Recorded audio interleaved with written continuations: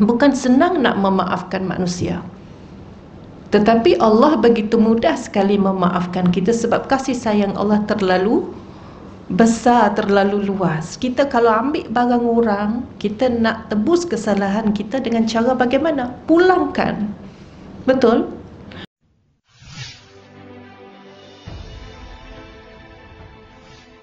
Kita akan cuba untuk menghayati berkaitan 3 perkara yang Allah redha, ya, dan 3 perkara yang Allah benci.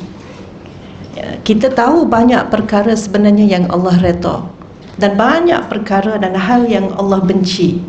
Tetapi khusus kepada bicara kita pada pagi ini tentang apa yang disebut oleh Rasulullah sallallahu alaihi wasallam di dalam sebuah hadis daripada Abu Hurairah radhiyallahu anhu, ya, mengikut sebagaimana yang Rasulullah sallallahu alaihi wasallam sabdakan. Kata Nabi, innallaha yarda lakum salasa, ya, sesungguhnya Allah Subhanahu wa taala redha bagi kamu salasa, 3 perkara. Ya. Apa yang ketiga-tiga perkara tersebut? Kata Nabi, fayarda lakum an ta'buduhu wa la tashriku bihi syai'a. Kemudian yang kedua, wa an ta'tasimu bihablillahi jami'an wa la tafarraqu. Dan ketiga masuk di situ. Apa yang disebut oleh Nabi ialah Allah redha bagi kamu untuk beribadah kepadanya dan tidak mensyirikkannya dengan sesuatu pun. Itu yang pertama, beribadah kepadanya dan tidak mensyirikkannya walau dengan sesuatu apapun. Itu redha Allah yang pertama. Dan yang kedua, wa'tasimu bihablillahi jami'an wa la tafarraqu. Berpegang teguh dengan semua tali Allah. Berpegang teguh dengan semua tali Allah. Dan yang ketiga, tidak berpecah belah. Ini yang Allah terlalu suka, terlalu tuntut, terlalu mahu kita buat. 3 perkara ini. Kemudian yang Allah benci, wa yakrahu lakum, kata Nabi, qila wa qal. Ya, yang pertama dia benci apabila kamu banyak menukilkan bicara dan kata-kata. Banyak sangat cakap. Ya, Allah benci. Kemudian yang kedua, wa kasratas su'al, banyak sangat bertanya pun Allah tak suka. Yang ketiga, wa idha'atal mal, yang membazirkan harta. Sempat tulis? Kan dah lama tak menulis. Dah 2 tahun lebih tak menulis kan. Jadi 3 perkara utama yang Allah redha dan 3 perkara yang paling Allah benci, kita sudah faham, ya, secara umum daripada hadis ini. Dan sekarang kita ingin mengupas apa yang dikatakan beribadah dan tidak menyekutukan Allah Subhanahu wa taala. Saya ingat dalam ceramah-ceramah, bicara-bicara yang lain, banyak ustaz-ustaz, ustazah-ustazah telah menyebutkan tentang ikhlas. Ya, bila beribadah sudah pasti dia mesti kita ikhlas dan tetapkan perbuatan tersebut untuk mencari redha Allah semata-mata dan tidak ada yang lainnya. Ya, sedekah kita, solat kita, puasa kita. Sebab itu menghadapi Ramadan ini 4 persediaan utama yang kita mesti pastikan cukup sebelum kita masuk ke 1 Ramadan. Ini dah masuk dah. Ya, kenapa kita nak pastikan kita cukup 4 perkara supaya Ramadan kita itu menjadi Ramadan yang benar-benar mencari redha Allah, benar-benar dilakukan tanpa mensyirikkan kepada yang lain. Ya, persediaannya bagaimana? Persediaan fikriyah, persediaan jasadiyah, persediaan ruhiyah, dan persediaan maliyah. Kebanyakan perkara berkait dengan ibadah kita mesti cukup persediaan. Jadi perlu saya huraikan ke empat-empat ni? Kita kan dah masuk, boleh tak terlambat walaupun dah masuk Ramadan. Ya, yang pertama persediaan fikriyah. Ini sebenarnya fikir ini adalah ilmu lah. Persediaan pengetahuan kita tentang Ramadan, hukumnya, apa yang harus, apa yang wajib, apa yang sunat muakkad, apa yang perlu kita tinggalkan, apa yang kita perlu tambah dan banyakkan sepanjang Ramadan. Ilmu itu kita kena tahu. Sebab itu kuliah-kuliah berkait Ramadan ini perlu dibuat banyak sebulan sebelum Ramadan. 2 bulan sebelum Ramadan, supaya kita ada persediaan fikriyah yang cukup. Kepada yang tidak tahu, mereka menjadi tahu. Kepada yang lupa, mereka ingat kembali. Kepada yang sebelum ini menganggap ia sebagai perkara yang enteng, maka kali ini mereka rasa ini sudah penting. Persediaan fikriyah. Waktu bila dalam seharian Ramadan ini kita paling banyak perlu meminta keampunan daripada Allah? Waktu bila dalam sehari ini?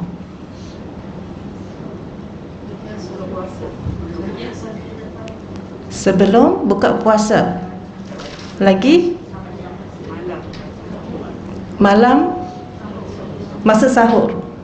Sebab Allah sebut dalam surah Ali Imran, mungkin ayat yang ke-17, was-sadiqina was-sabirina was-sadiqina wal-qanitina wal-munfiqina wal-mustaghfirina bil ashar. Apa yang Allah nak sampaikan pada kita dalam surah Ali Imran tentang orang yang bahagia. Orang yang bahagia, Allah kata di dunia ini orang yang memiliki perempuan-perempuan. Maknanya orang yang berkahwin. Kalau mereka memiliki wanita ataupun memiliki perempuan, mereka adalah antara orang yang bahagia dalam hidup mereka di dunia. Maknanya ada jodoh. Kemudian selain daripada orang yang memiliki wanita, orang yang bahagia juga adalah yang memiliki anak-anak. Dan bahagia tak kita ada anak? Kalau kita tidak direzekikan anak, jangan bayangkan tentang kebahagiaan orang yang mempunyai anak. Tetapi bayangkan kebahagiaan yang Allah berikan kepada kita sebagai orang yang tidak dikurniakan zuriat. Kerana nikmat Allah itu maha besar, ada melalui pelbagai cara. Tetapi saya nak tanya kepada orang yang memiliki anak-anak dan cahaya mata, adakah kita bahagia? Kalau anak-anak kecil, kita nak siapkan iftar pun rasa bahagia untuk anak-anak. Kan? Tanya nak makan apa, tu nak makan apa, yang ni nak minum apa, yang tu nak sahur apa. Itu satu kebahagiaan. Kemudian Allah sebut juga orang yang bahagia adalah orang yang memiliki haiwan ternak. Maknanya orang yang berharta. Kalau di zaman jahiliyah, bila disebut apa makna harta, ma makna mal, maka mereka katakan harta itu adalah unta. Sebab gambaran pada masa itu, kalau ada unta, itu tandanya orang berharta. Jadi mereka mendefinisikan harta itu adalah unta. Jadi kita hari ini, Allah sebut dalam surah Ali Imran itu, haiwan ternak itu menggambarkan realiti pada masa itu. Ada haiwan ternak, itu orang kaya. Tapi kita hari ini tak ada haiwan ternak pun ada yang kaya. Kan? Kaya bukan diukur dengan haiwan ternak, tetapi maknanya ataupun simboliknya itu adalah tentang harta. Mereka yang bahagia juga adalah yang memiliki ladang-ladang. Ini banyak tanah. Adalah orang yang bahagia. Tetapi lebih bahagia orang yang bertakwa, kerana mereka memiliki segala-galanya di syurga. Jadi Allah buat perbandingan, bahagia di dunia ini bila kita memiliki, dan bahagia di syurga adalah apabila kita dapat apa sahaja yang kita perlu dan mahu. Itu pun bahagia. Tapi syarat nak bahagia yang sebenar itu di syurga mestilah bertakwa. Yang itu sebab kita berpuasa ni kan. Tujuan puasa adalah untuk mendapat Ya ayyuhallazina amanu kutiba alaikumus siyamu kama kutiba alal ladzina min qablikum la'allakum tattaqun. Itulah objektif puasa, untuk mendapat takwa. Ya, sebagaimana umat-umat terdahulu pernah berpuasa sebagaimana kita berpuasa, tapi tidaklah pada bulan Ramadan. Macam mana Nabi Adam berpuasa? Ya ayyuhallazina amanu, wahai orang-orang yang beriman, Allah kata puasalah, telah diperintahkan kepada kamu untuk berpuasa sebagaimana umat terdahulu daripada kamu, mudah-mudahan beroleh takwa. Macam mana Nabi Adam dan umatnya berpuasa? Macam mana Nabi Musa dan pengikutnya berpuasa? Macam mana Nabi Isa dan pengikutnya berpuasa? Macam mana Nabi Ibrahim dan anak-anaknya, Nabi Ismail, Nabi Ishak dan cucunya Nabi Yaqub berpuasa? Bagaimana? Ada yang boleh bagi jawapan? Ini umat terdahulu ni kan.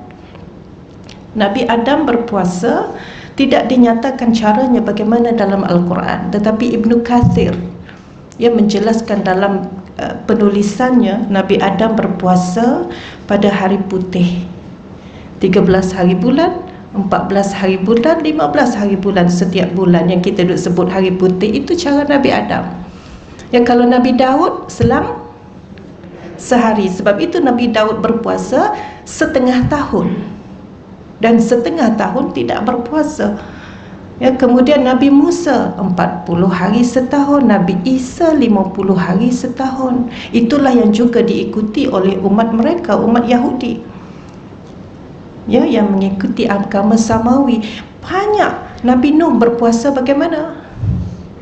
Nabi Yunus semasa berada di dalam perut ikan paus, sehingga bila dimuntahkan dan mendarat Nabi Yunus itu di pesisir pantai, berbuka puasa dengan buah labu yang tumbuh liar di tepi-tepi pantai itu. Ya, dan bagaimana Nabi Nuh sewaktu kapalnya hanyut pada zaman banjir yang besar itu. Ya, Masya Allah. Dan Nabi Ibrahim berpuasa apabila menerima wahyu. Cara itu diikuti oleh anak-anaknya, Nabi Ismail, kemudian Nabi Ishak, anaknya dengan Sarah, dan kemudian cucunya yaitu Nabi Yaqub. Masya Allah, seronok dengar ya. Rupanya kita semua berpuasa, tetapi dengan cara yang berbeza. Bukan caranya itu yang kita nak bawa di sini, tetapi perintah Allah Subhanahu wa taala. Nabi Adam puasa 10 Muharram, kerana 10 Muharram itu harinya bertemu dengan Hawa di Arafah. Nabi Adam juga mengikut ahli sejarawan Islam berpuasa setiap Jumaat, kerana hari Jumaat hari Nabi Adam dicipta, hari Nabi Adam diturunkan ke bumi, dan hari Nabi Adam diampunkan dosa. Allahu Akbar. Ya, indahnya kehidupan bersyariat. Dan kerana itulah tidak susah sebenarnya untuk kita menjadi orang yang Allah redha, yang bagaimana, yang beribadat kepada Allah Subhanahu wa taala dan tidak menyekutukan pada yang lainnya. Jadi persediaan di bulan Ramadan ini, saya relatekan pada Ramadan kerana kita berada di bulan Ramadan. Ya, persediaan fikriyah itu ilmu. Ya, kita nak tahu, Allah kata umat terdahulu puasa, oh inilah caranya, dan kita nak tahu apa yang membatalkan puasa, apa doa-doa yang kita nak baca semasa sahur. Ya, kalau sahur itu dalam surah Ali Imran, Allah kata orang bertakwa bahagia, orang yang berdoa itu bahagia. Doa macam mana? Ya Allah, ya Tuhanku, ya, ampunilah aku, masukkanlah aku ke dalam syurga-Mu dan jauhilah aku daripada azab neraka. Cukup dengan itu Allah sebut. Ya, insya-Allah menjadi orang yang bahagia di syurga. Kemudian siapa lagi? Orang yang saya bacakan tadi, birina wasadiqina walqanitina walmunfiqina, yang berinfak, yang bersedekah, walmustaghfirina bil ashar, orang yang meminta ampun pada waktu sahur. Waktu sahur ni ada dalam bulan Ramadan sahaja ke ada setiap hari? Ada setiap hari kan? Sebab maksud sahur itu sebelum terbit fajar. Jadi setiap hari ada waktu sebelum terbit fajar. Jangan tunggu sahur, maknanya tunggu bulan Ramadan je lah, barulah kita boleh minta ampun pada waktu sahur. Tidak. Hari-hari kita boleh. 1/3 akhir malam itu di saat doa diterima Allah Subhanahu wa ta'ala. Kemudian bila dalam Ramadan ini waktu kita minta doa Allah kabulkan, yang bukan bersabit dengan keampunan, waktu bila? Tadi ada yang sebut, saya dengar sipi-sipi, waktu nak berbuka kan.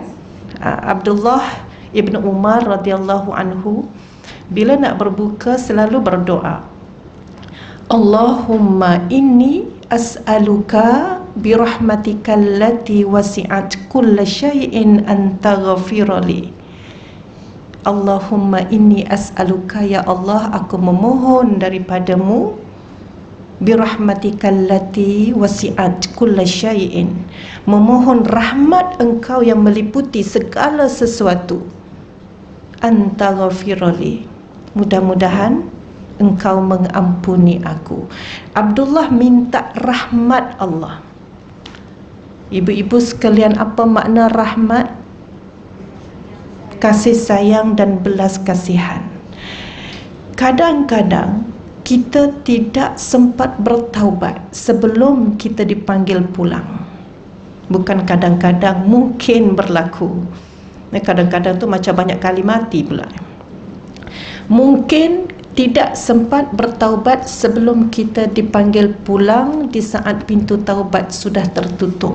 Maka amal jahat dan dosa kita lebih tinggi daripada amal soleh. Maka apa yang menyebabkan kita ini boleh terselamat daripada azab neraka?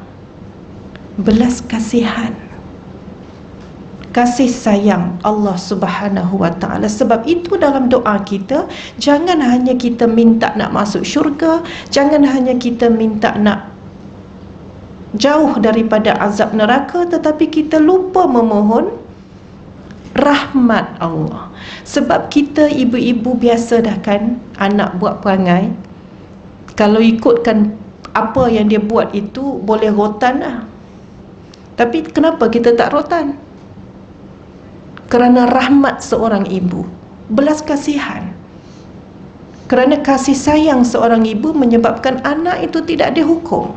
Yang tidak solat, dah masuk 10 tahun, sepatutnya kena hukum. Hukum itu sama ada melalui nak cubit ke, nak beletir ke, nak marah ke, nak rotan ke, nak boikot ke, hukum mengikut kesesuaian personaliti kita dan anak-anak.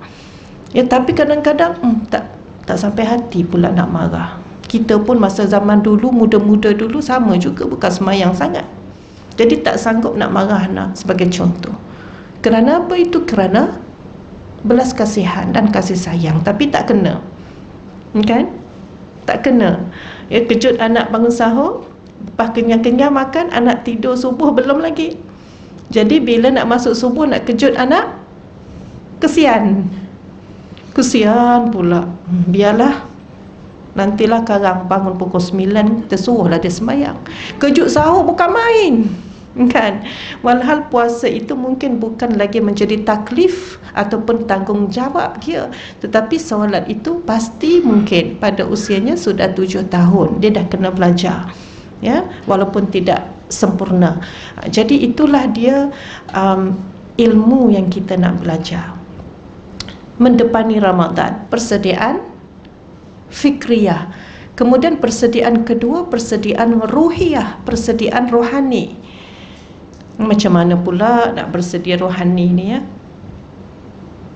Suci dan bersihkan hati.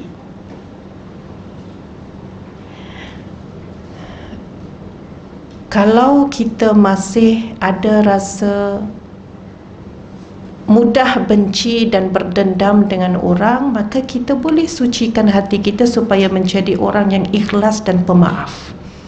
Jadi pagi ni boleh tak kalau kita semua ikhlaskan diri, kita maafkan semua orang yang pernah bersalah dengan kita dalam hidup kita? Boleh atau tidak boleh? Maafkan dengan ikhlas, dan tidak akan sebut, tidak akan ingat lagi sampai kita meninggalkan dunia ini. sekarang juga kita maafkan semua. Boleh?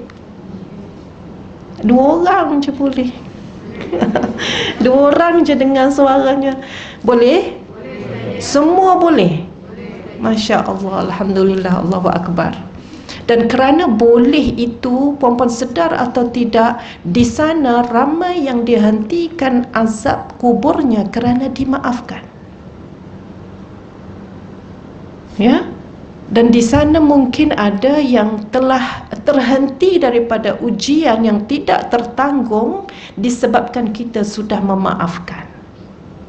Dan mungkin di sana ada ibu-ibu, nenek-nenek, atuk-atuk, ayah-ayah kita, kakak-kakak kita yang sudah diberikan kelancaran hidupnya daripada bebanan masalah dan mungkin hutang disebabkan kita yang ada di dalam dewan ini telah memaafkan pada hari ini dengan ikhlas. Maka hidup mereka sedang dalam keadaan bahagia. Bermula detik ini di saat kita memaafkan. Bukan senang nak memaafkan manusia, tetapi Allah begitu mudah sekali memaafkan kita sebab kasih sayang Allah terlalu besar, terlalu luas. Kita kalau ambil barang orang, kita nak tebus kesalahan kita dengan cara bagaimana? Pulangkan. Betul? Hutang tak bayar itu maknanya mencuri. Pulangkan. Sewa rumah 31 hari bulan kena bayar, tapi 3 hari bulan tak bayar lagi. Antara 31 hingga 3 hari bulan itu kita dalam keadaan mencuri. Kalau mati dalam keadaan mencuri, matinya mati bagaimana? Sehinggalah dibayar hutang oleh warisnya. Jadi itu hak orang. Nak tebus kesalahan bukan sekadar minta maaf, tapi pulangkan. Dah orang tu dah mati, macam mana nak pulang? Pulangkan pada warisnya. Warisnya pun kita tak jumpa, maka pulangkan kepada siapa? Masjid Al-Falah pun boleh. Jadi harta itu akan digunakan untuk manfaat orang ramai. Nak buat jambatan ke jalan raya, ke bilik air, ke bumbung kereta nak parking ke, terpulang. Dan pahalanya mengalir terus kepada pemilik harta yang kita ambil tanpa izin itu. Itu kalau tentang harta. Dan kita pulangkan sewaktu kita masih punya, bukan apabila kita tidak ada segala-galanya. Sebab kita bertaubat di saat kita sudah tidak ada apa-apa, tidak ada apa yang kita boleh pulangkan. Ya, dan kesalahan dengan manusia ini kalau tidak selesai, maka amal soleh kita itu yang akan menjadi tebusan. Allah ambil hak kita duk buat baik ni, Allah ambil bagi kat dia. Kalau kita ini tidak ada amal soleh, macam mana nak bagi? Ada caranya. Allah ambil dosa orang tu, letak kat kita.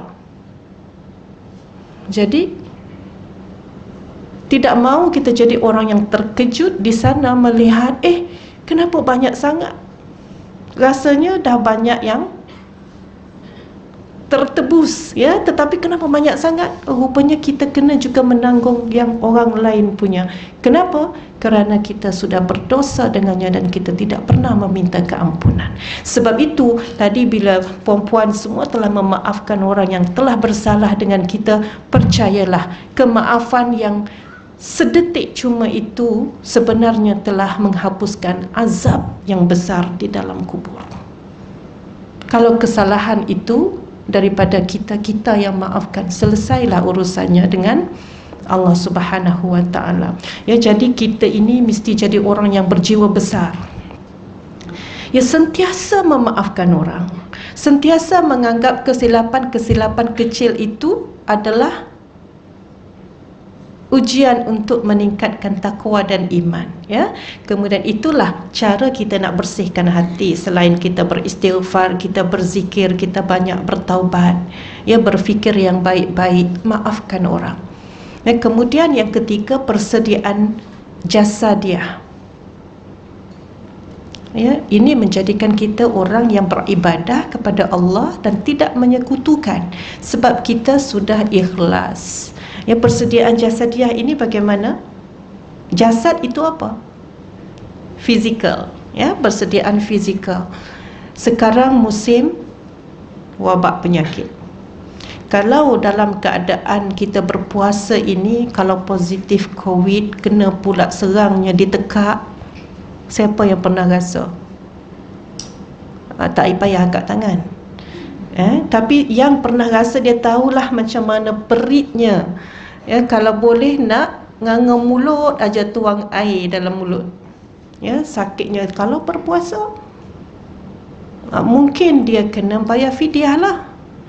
Maknanya tidak dapat puasa, dan kerana tidak dapat puasa itu adalah melanggar kepatuhan kepada Allah tetapi dengan izin.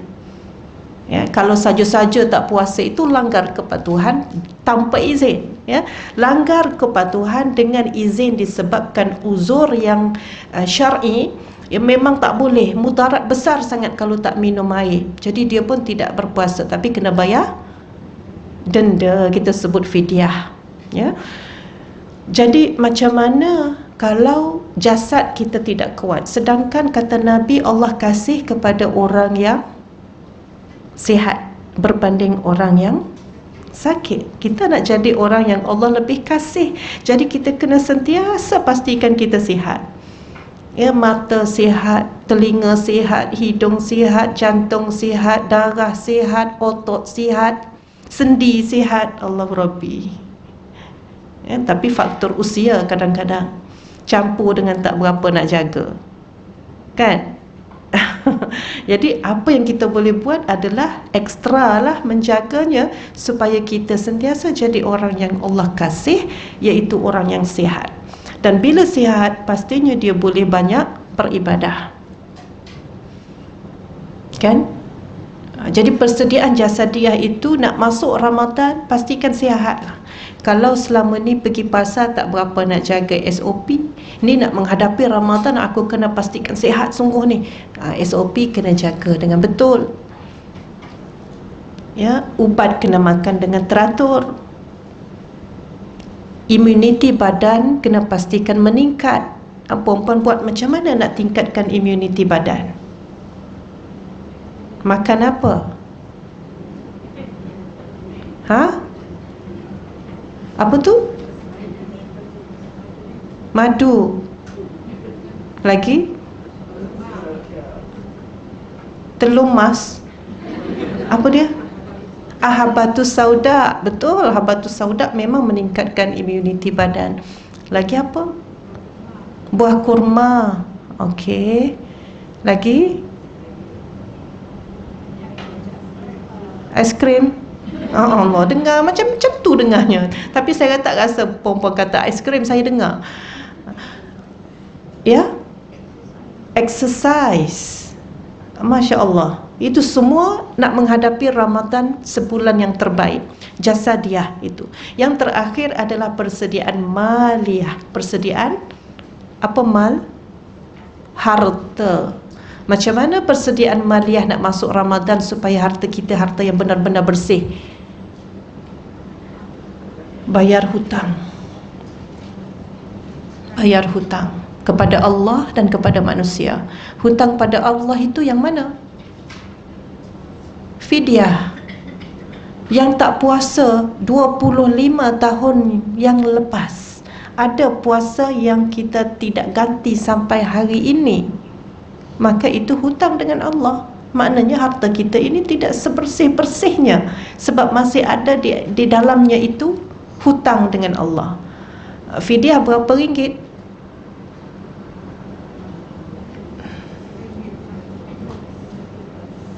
RM1. 7. Macam mana jadi 7? Harga zakat fitrah. Untuk beras campur. Kalau beras basmati berapa? Saya tahu ramai makan beras basmati ni. Alahai, masa makan beras basmati, masa nak bayar zakat fitrah berhancur. Tak aci. Makan beras basmati, bayar zakat fitrah RM21 satu kepala. Apalah sangat RM21. Biskut raya pun RM28, kan, satu botol. Jadi selesaikan itu sebelum kita sudah tidak lagi diberi peluang oleh Allah Subhanahu Wa Taala. Mak ayah kita pun kita kena tanya, ayah, yang ayah dah uzur dah kan, ayah pernah tak dulu, tak kiralah tahun bila, zaman mana, tapi ayah tak puasa dan tidak ganti dan tak bayar fidyahnya lagi. Ada tak masa ayah baru bersunat dulu ke? Ya Allah, ada ke orang tanya macam tu? Ya, contoh nak kata waktu sudah ada taklif, ya, sudah ada tanggungjawab yang difardukan tapi tak buat, maka denda itu masih kekal sehingga sekarang ini, sehingga kita bayar. Jadi kita tanya, mak kita pun kita tanya, sebab dia menjadi hutang yang perlu dibayar. Jadi kalau ayah kita dah nyanyuk, tak usah tanyalah. Mak dah nyanyuk, tak usah tanya. Yang kita tanya semasa dia masih ingat.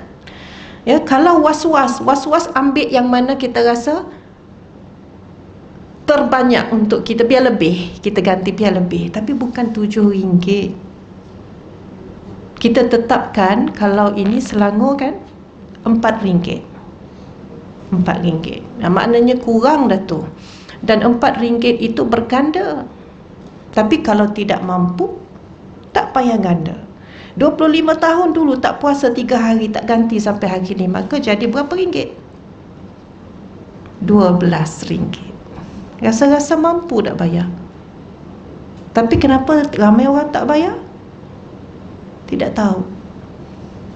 Ya, mak meninggal, ayah meninggal, kita cari orang, siapa yang mak ayah saya pernah berhutang, kami nak bayar hutang, tapi tidak ada yang ingat hutangnya dengan Allah.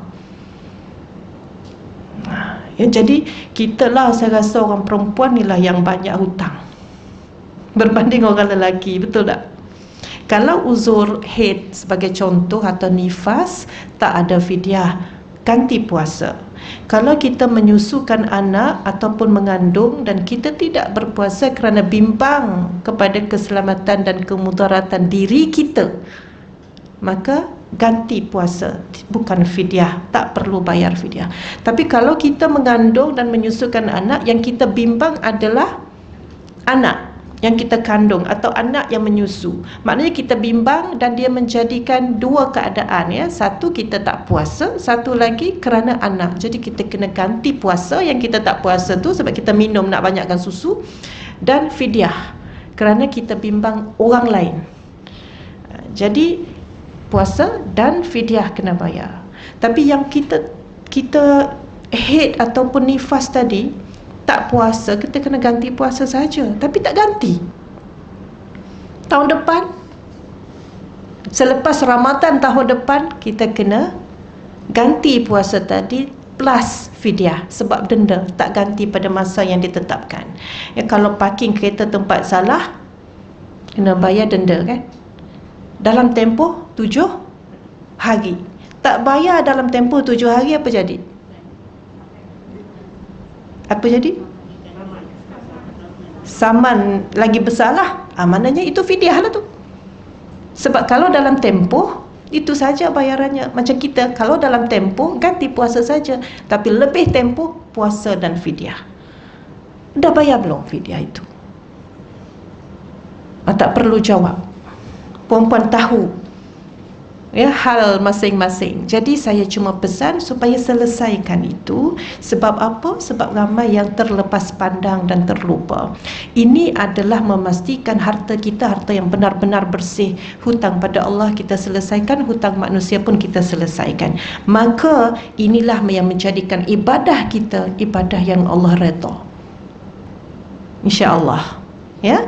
Kemudian yang kedua, apa yang Allah redha? Tidak mensyirikkannya dengan sesuatu pun. Dan juga yang kedua tadi, tidak mensyirikkan tu yang ibadah Allah redha lah. Kemudian kamu berpegang teguh dengan semua tali Allah, ya, maknanya mengikut perintah dan meninggalkan larangan Allah. Sebab itulah kita perlukan sangat ketinggian takwa. Sebab takwa itulah yang menjaga iman kita. Ya, nak buat ke tidak yang Allah larang. Kalau imannya kuat, dengan sendiri dia tak mau buat yang Allah larang. Dan apa yang memegang iman? Rasa takut itulah. Ya, dan takut itu adalah takwa. ya, takut nak mencuri, takut nak fitnah orang, takut nak mengata buruk tentang orang, takut nak membazir. Kita tengok bulan puasa ni memang sunat buka puasa. Kalau Nabi pilih apa dulu nak buka puasa? Kurma secara khususnya Nabi makan yang mana? Tengok tu, kurma ajwa pula dah, rutab kan, Nabi pilih yang segar.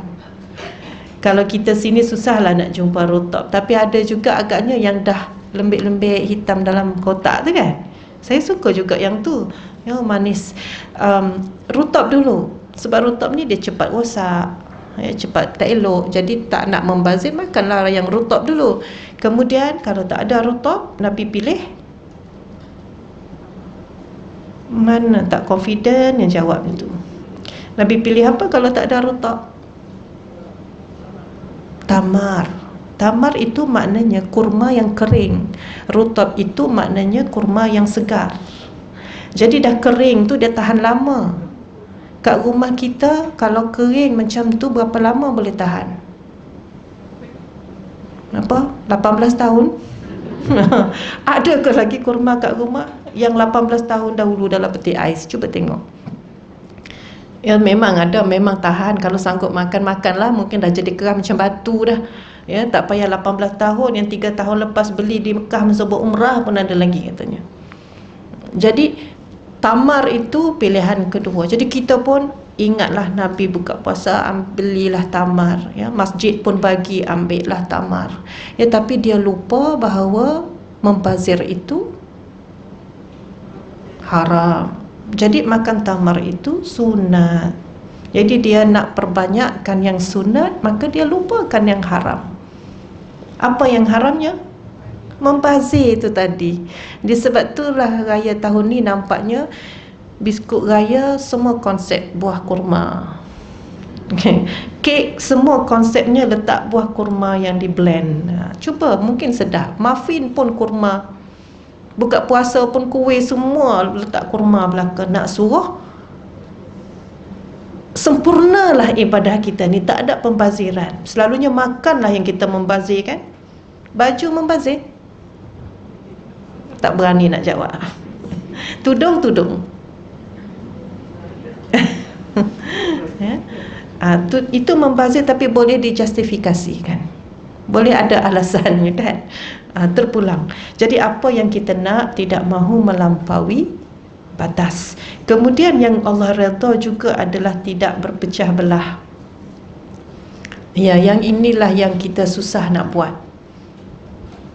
Ya, yang mana saya sebutkan dahulu, saya ingat lagi tentang perpecahan kaum Ansar di Madinah kepada dua, Aus dan Khazraj. Masih ingat? Ingat? Ya, mereka berasal dari mana? Kaum Ansar yang tinggal di Madinah, yang menyambut kaum Muhajirin dari Mekah dan Rasulullah SAW pada tahun pertama hijrah itu. Golongan yang tinggal di Madinah adalah golongan Ansar. Mereka ini berasal dari mana? Dari seorang ibu yang berhijrah dari Yaman ke Madinah, berkahwin, beranak pinak, keturunannya berkembang. Mereka menjadi penduduk asal di Madinah, yang kita sebut golongan Ansar. Dan kemudian ya, adik-beradik bila dah besar, orang Arab ni dia kuat juga berpuak-puak. Dia kuat, dia ekstrim. Ya, sebab itu Allah dan Rasulullah banyak menyebut tentang kena bersatu, jangan berpecah belah, jangan bergaduh, berpeganglah pada tali Allah. Pasal banyak bergaduh. Ya, kalau bergaduh bukannya jenis yang pergi sindir-sindir dalam Facebook je, bukan dalam grup WhatsApp je. Dia bergaduh macam mana? Bunuh terus, pancung terus, tikam terus. Itu cara mereka bergaduh. Ya, jadi apa yang Rasulullah SAW modulkan untuk menjadikan mereka kembali bertaut hatinya dan berpegang kepada tali Allah, Nabi buat macam mana? Nabi tukar sikap dan peribadinya daripada suka marah kepada suka memberi maaf. Jadi Nabi dulu yang tunjukkan cara itu. Ya, kemudian Nabi tukar sikap mereka yang suka berdendam kepada sentiasa ikhlas. Bagi orang tanah, ya, ada sahabat yang mendapat seorang isteri kerana penduduk Ansar di sana menceraikan isterinya seorang dan diberikan kepada orang yang berhijrah ini. Seorang isteri. Ya, begitu sekali mereka berkasih sayang setelah mereka dipandu oleh Allah, oleh Rasulullah sallallahu alaihi wasallam. Ya, dan mereka kembali akhirnya bertaut. Tidak ada lagi Aus dan Khazraj. Mereka menjadi satu, iaitu Ansar. Dan kita sebut Ansar dan Muhajirin. Kita tidak sebut lagi Aus, Khazraj dan Muhajirin. Ya, mereka menjadi satu. Itu yang Allah sebutkan, wa'tasimu bihablillahi jami'an wala tafarraqu, berpeganglah kamu kepada jalan Allah dan jangan berpecah belah.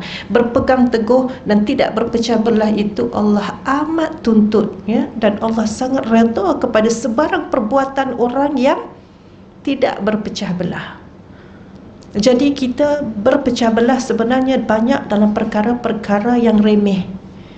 Kita berpecah belah banyak kerana keduniaan.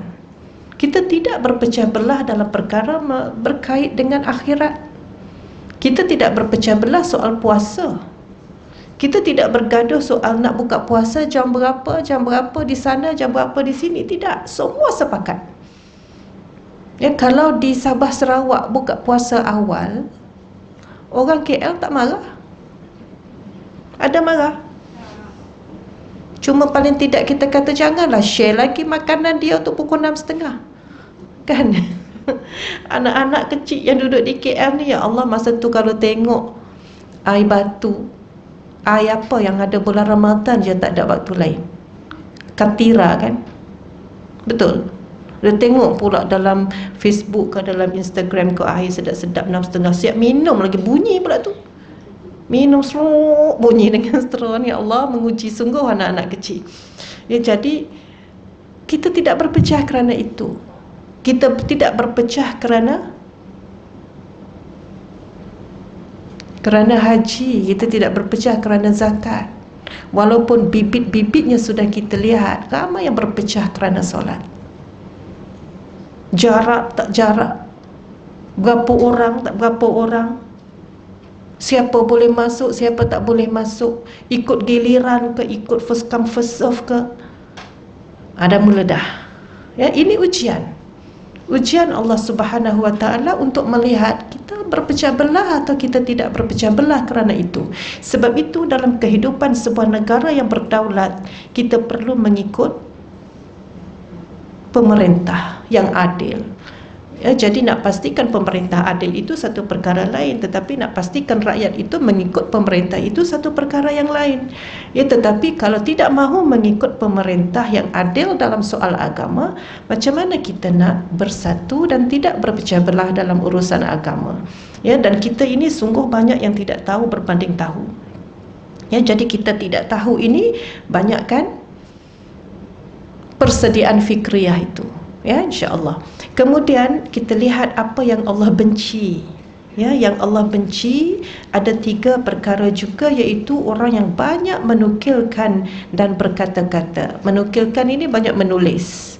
Ya, banyak menukilkan dan banyak berkata-kata. Ya, apa pasal pula tak boleh banyak menulis?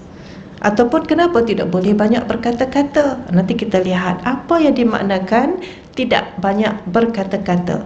Kemudian banyak bertanya. Bila dalam kuliah kita suruh pelajar bertanya, kan? Jadi kalau tidak bagus bertanya, pelajar-pelajar bijak sudah pasti dia kata habis tu, bukan kami tak nak tanya, tapi Nabi tidak suka, Allah tidak suka orang yang banyak bertanya, kata dia. Jadi soalan periksa jangan buat banyak-banyak. Dia warning pula pensyarahan, jangan buat soalan banyak-banyak. Anak-anak tu jangan banyak sangat. Tak boleh banyak bertanya, Allah tidak suka, kata dia. Betul juga.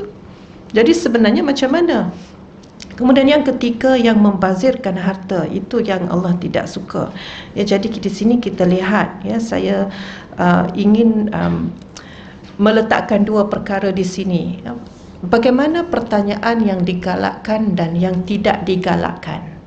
Ya, dan juga kita cuba memahami dalam situasi bagaimana kita tidak perlu bertanya. Boleh? Ya, insya-Allah. Kemudian yang pertama ni ya ialah perlu atau tidak pertanyaan-pertanyaan, dan adakah pertanyaan itu digalakkan.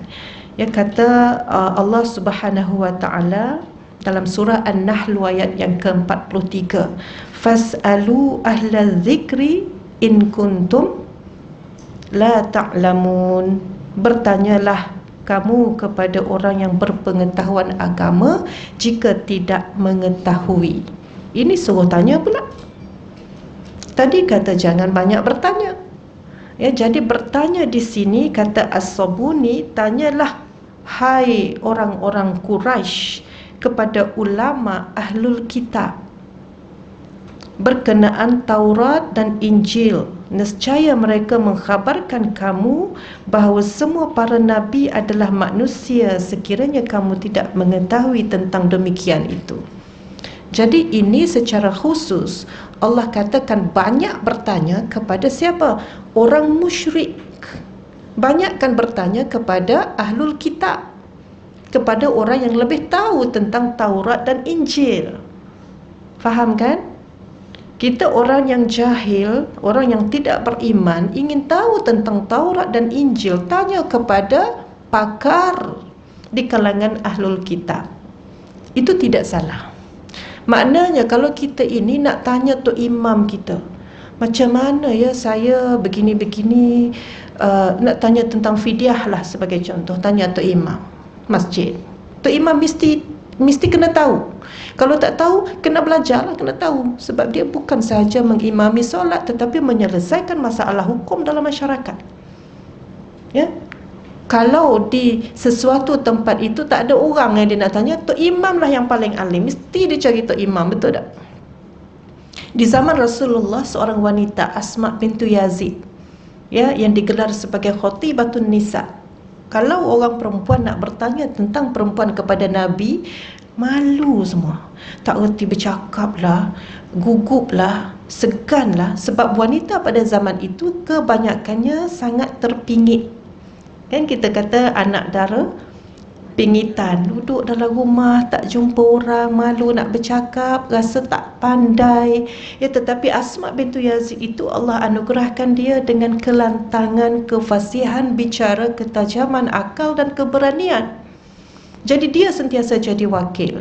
Dialah yang bertanya Nabi tentang begitu begini. Orang lelaki boleh ziarah kubur, orang lelaki boleh ziarah orang sakit, orang lelaki boleh hantar jenazah, orang lelaki boleh berperang. Orang perempuan ini duduk rumah menjaga nafsu suami sahaja dan melahirkan zuriat mereka dan membesarkan anak-anak. Mana mungkin kamu ke syurga? Jadi kenapa cipta kami menjadi wanita yang tidak dapat ke syurga sebagaimana orang lelaki? Terkejut Nabi. Nabi tanya sahabat, pernah tak kamu dengar soalan yang lebih baik daripada ini dari seorang wanita? Kerana wanita pada masa itu tidak pandai. Ya, sahabat-sahabat kata tak pernah, kami tidak pernah sangka ada orang perempuan sebijak ini. Ya, jadi kata Nabi akhirnya, wanita yang hanya duduk di rumah, taat pada suami, yang kalau suaminya sakit mereka ubati, mereka ini pahalanya seperti mana yang kamu sebutkan tadi. Untuk orang lelaki, ya, jihad di medan perang, suami dia jihad di medan perang, dia hanya di rumah menjaga anak, pahalanya sama seperti jihad di medan perang. Ya, dia tidak boleh hantar jenazah ke kubur kerana dia seorang wanita. Jadi dia duduk di rumah saja menjaga anak-anak, pahalanya seperti mana apa yang suami dia lakukan. Lalu kata Asma, la ilaha illallah, aku akan sampaikan ini kepada orang-orang di belakangku, kepada para wanita. Jadi salahkah Asma bertanya? Tadi kan tidak boleh bertanya. Bertanya kepada ahlinya. Jangan bertanya kepada netizen. Dia saling bertanya, saling menjawab dalam Facebook ke dalam mana-mana media sosial. Akhirnya dia sudah dengan bergaduh. Dia tidak sudah dengan menyelesaikan masalah. Yang itulah yang tak boleh bertanya. Ya, datang satu kisah, datang satu berita, dia mulalah bertanya. Ya, di situ kalau rajin lah. Tapi rasanya saya rasa perempuan tak payahlah, tak payahlah baca. Okey, dia bertanya, lepas tu seorang tu jawab, lepas tu waktu bertanya ni bertanya, Masya Allah, inilah rupanya yang Allah benci. Ya, tetapi kalau macam Asma tadi, mereka bertanya untuk tahu. Sebagaimana juga bertanya kepada Nabi tentang apa ayat-ayat berkaitan wanita. Ya, maka Nabi tak boleh nak jawab sebab ini dari Allah, bukan daripada aku. Ini kalam Allah, bukan daripada aku. Ya, tapi Allah itu Maha mendengar. Bila wanita-wanita bertanya kepada Nabi, maka Allah turunkan wahyu kepada Nabi. Nabi menjadi orang tengah menyampaikannya kepada wanita. Kan? Jadi itulah maksud yang saya katakan bertanya ini digalakkan dalam hal berkaitan kejahilan kita dan bertanya kepada orang yang alim untuk kita mengetahui. Okey, dalam sebuah hadis yang diriwayatkan daripada Jabir radhiyallahu anhu, ini menarik juga. Ya, kata Jabir, kami keluar bermusafir. Tiba-tiba seorang daripada kami terkena batu sehingga menyebabkan kepalanya luka. Kemudian dia tidur dan malamnya dia mengalami mimpi sehingga terkeluar air maninya. Kemudian dia bertanya kepada sahabat yang lain, adakah kamu fikir ada keringanan untuk aku bertayamum untuk solat sebab luka yang besar itu di kepala? Sahabat-sahabat kata, tak boleh sebab ada air yang kita boleh dapat dengan mudah. Jadi tak boleh bertayamum, kena gunakan air. Jadi soal tayamum ini bukan semata-mata kalau tidak ada air, tetapi boleh berlaku dalam keadaan yang lain. Itu ilmu fiqh. Ya, jadi apa yang berlaku kepada lelaki ini, dia pun mandi dan selepas mandi meninggal dunia.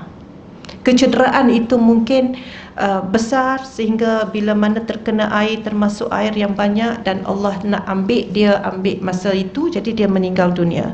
Kemudian Rasulullah SAW apabila disampaikan berita ini, maka Nabi berkata, mereka telah membunuhnya dan Allah akan membunuh mereka. Kenapa mereka tidak bertanya sekiranya tidak tahu? Mereka itu orang yang menjawab tadi, sebab mereka tak tahu. Ya, kenapa mereka tidak bertanya jika mereka tidak tahu? Kerana hanya dengan bertanya boleh menghilangkan keraguan, kata Nabi. Sebenarnya memadai dia bertayamum dan membalut lukanya dengan kain perca, kemudian menyapu air di atas balutan sahaja. Itu jawapan yang betul. Tetapi kerana tanya netizen, maka dia kata mandi sebab ada air. Dan apa yang berlaku? Kemudaratan yang lebih besar. Jadi inilah pertanyaan yang Nabi maksudkan, tanya kalau tidak tahu, tetapi kepada ahli zikra, orang yang tahu. Ya, jadi itulah tentang pertanyaan. Maknanya tanya ini bukan benda yang Allah benci. Yang Allah benci yang bagaimana? Di dalam surah Al-Maidah ayat 101, ya, Allah firmankan dengan maksud, wahai orang-orang yang beriman, janganlah kamu bertanya kepada Nabi perkara-perkara yang jika diterangkan kepada kamu akan menyusahkan kamu. Dan jika kamu bertanya mengenainya ketika diturunkan Al-Quran, tentulah akan diterangkan kepada kamu. Allah maafkan kamu dari kesalahan bertanya perkara-perkara itu yang tidak dinyatakan di dalam Al-Quran, kerana Allah Maha Pengampun lagi Maha Penyabar. Sifat Al-Quran itu umum atau khusus, puan-puan?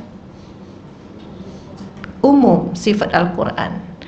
Kalau kita ingin patuh kepada kalam Allah melalui Al-Quran, cukup dengan kepatuhan keumuman Al-Quran itu, kerana Allah tidak mahu menyusahkan. Jadi jangan banyak bertanya. Jadi ada beberapa contoh, ya, macam mana yang dimaksudkan banyak bertanya dalam keadaan yang tidak digalakkan, ya, tidak perlu bertanya. Kata Said Qutb, maksudnya janganlah kamu bertanya mengenai perkara-perkara yang telah dimaafkan dan tidak difardukan oleh Allah, atau tidak dihurai dan tidak diperincikan. Ia adalah supaya dengan keterangan secara umum itu ia dapat memberi kemudahan dan kelapangan, sebagaimana cara ia menyebut fardu haji atau sesuatu yang tidak disebutkannya sama sekali. Di dalam sebuah hadis daripada Ibnu Abbas radhiyallahu anhuma, beliau berkata, Rasulullah telah menyampaikan khutbah kepada kami, ya. Kata Nabi, hai manusia, sesungguhnya Allah fardukan ke atas kamu ibadah haji. Lantas seorang lelaki bangun, ya, namanya Al-Aqra' bin Habis. Dia bertanya, adakah kewajipan ini setiap tahun ya Rasulullah?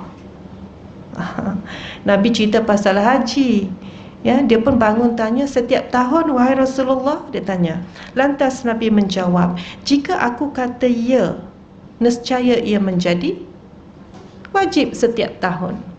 Kata Nabi, dan jika wajib, nescaya kamu tidak akan dapat lakukannya dan kamu tidak akan mampu lakukannya.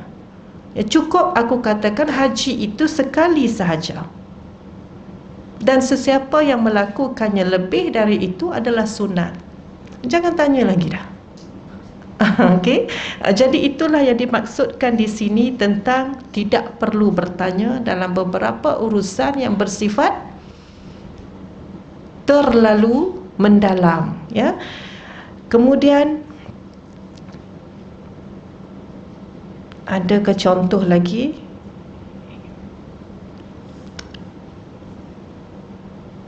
Kalau kita dah faham, saya ingat masa pun tidak mengizinkan, cukup sekadar itulah contohnya bagaimana dari segi pertanyaan, ya.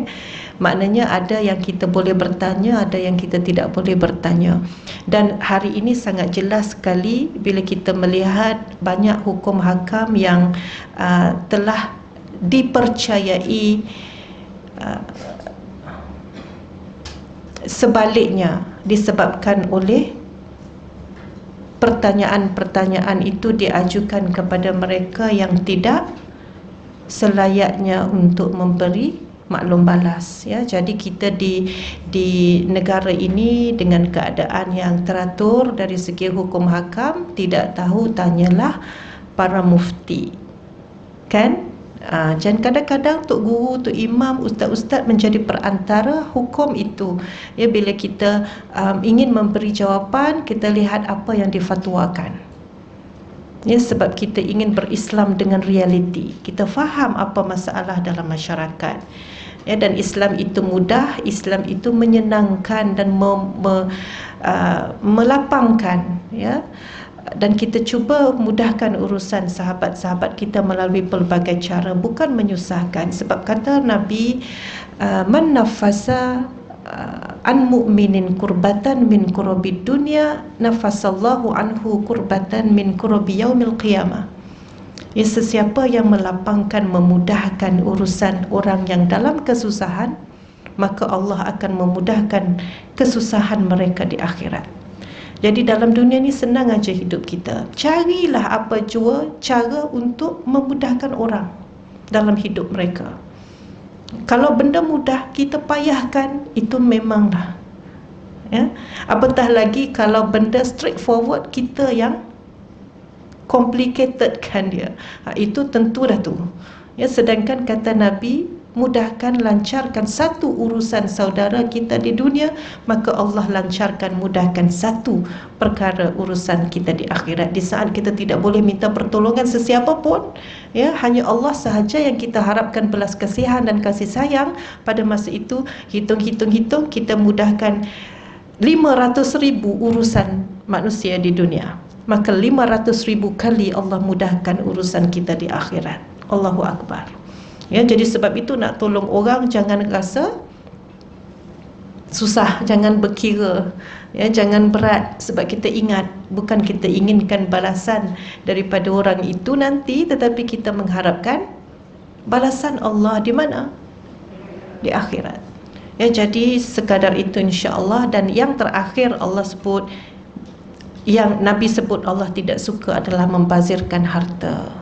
Ya, jadi membazirkan harta ini dalam banyak bentuk, antaranya tidak membayar hutang. Itu membazir. Membazir dengan cara menyimpan harta dengan tidak membayar hutang, tetapi harta yang disimpan itu adalah harta yang akan menjadi kayu api untuk kita berada di neraka. Ya, jadi memang sangat besar urusan hutang, urusan harta ini. Kita cubalah mengambil manfaat Ramadan ini untuk menambah persediaan yang menjadikan kita orang yang suci sebelum menghadap Allah Subhanahu wa taala insya-Allah. Ya, jadi perempuan, ingat 3 perkara yang Allah redha. Apa dia? Ibadah dan tidak menyekutukan. Kemudian yang kedua, berpegang pada tali Allah. Dan yang ketiga, tidak berpecah belah, ya. Kemudian yang Allah benci, yang pertama, banyak menukilkan kata-kata. Yang kedua, banyak bertanya. Yang ketiga, membazir harta. Alhamdulillah, selesai. Okey, jadi insya-Allah untuk kuliah ini kita mengharapkan keredaan Allah Subhanahu wa taala. Mudah-mudahan 3 perkara yang Allah redha itu menjadi keutamaan kita dalam hidup, ya, meletakkan strategi ke arah menjadi seorang khalifah yang Allah redha.